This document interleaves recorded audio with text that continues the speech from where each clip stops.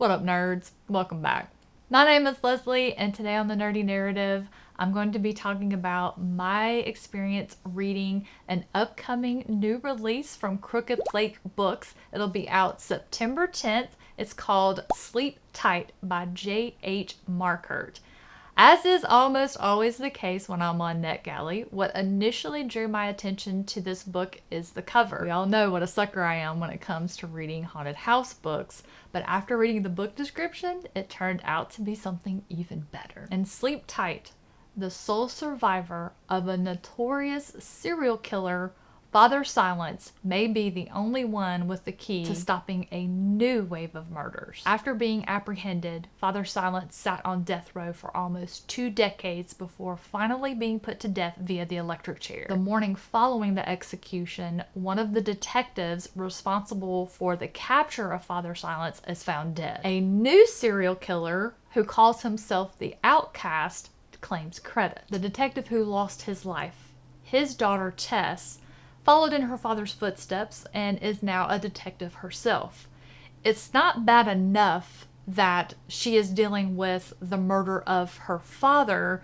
The Outcast has kidnapped her daughter. In order to save her, Tess is going to have to face her fears, memories that have long since been buried, and return to her hometown of Twisted Tree in hopes of seeking answers from the traumatized boy who was the only one to escape Father Silence's house of horror as a child. Frequent viewers of the channel already know how much I love reading serial killer stories, and that I've seen it all. So for me, the key to a really great novel about a serial killer, or in this case, serial killers, the key is unique characters, dynamic storytelling, and unpredictable twists. This author nailed all 3. I was completely captivated by the plotline of Father Silence and the present-day killer of the Outcast. Some of y'all might be really surprised to find that my favorite character was not one of the serial killers, but instead it was the survivor, the one who managed to escape Father Silence 20 years prior. This poor child endured unimaginable trauma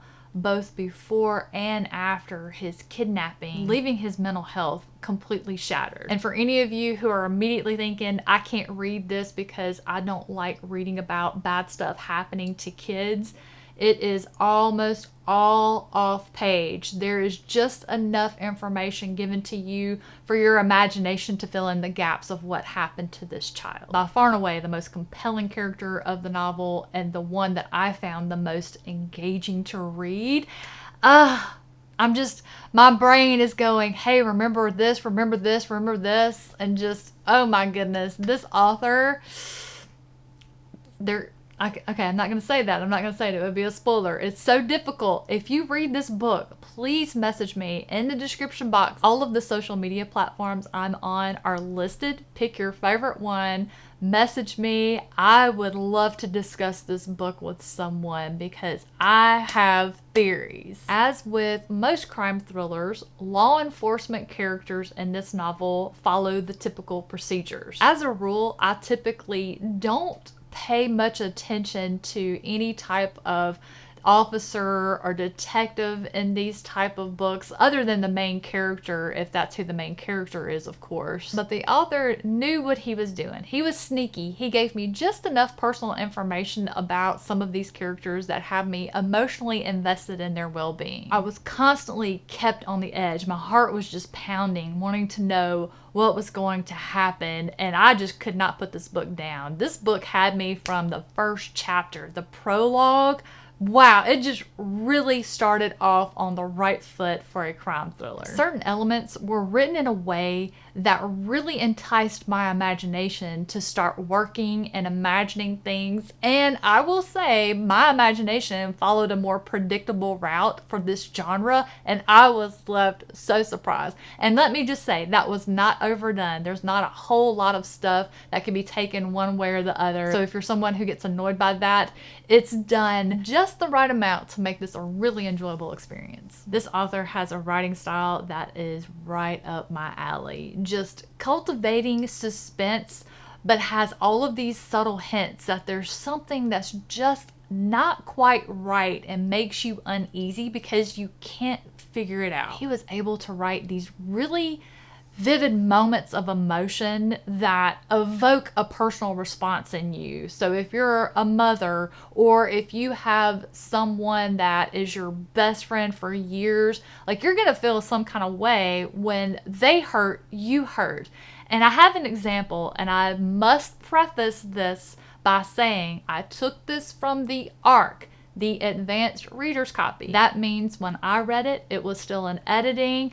Things could be changed or tweaked, altered slightly in its final publication. But this is just an example of an emotion, a moment that he wrote that really just helped connect me as a reader to the characters I'm reading about, which doesn't always happen in crime thrillers. But here we go. Something about hearing Elizas Tears and the fact that she felt she needed to have them in private, coupled with the paperwork and evidence and files inside her father's briefcase, made Tess so overwhelmed that she felt a panic attack coming. I know that is taken completely out of context, and you do need the lead up to get the full emotional feel of that moment, but that just broke me. And this was at the beginning of the book. I didn't really know any of these characters at this point. I'm still getting a feel for what's going on, but just picturing that happening in my mind,